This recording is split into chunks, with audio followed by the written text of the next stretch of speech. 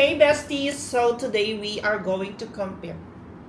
Hi besties, so today we are going to compare the camera between the Pocket Osmo 3, iPhone 14 Pro Max, and iPhone 15 Pro Max. So, tingnan nyo naman kung gaano ang pagkakaiba ng bawat camera. Lahat sila ay maganda mga beshi. For me, I highly recommend each and every one of them. Kasi lahat naman sila maaasahan, but for me, hindi ko na alam kung sino yung best quality when I look into a larger screen. So, lahat ng mga footage ay inilipat ko sa aking laptop and pagsa side by side din natin sila para makita natin kung alin ba sa mga kamerang ito ang pwede natin gamitin sa pag-vlog.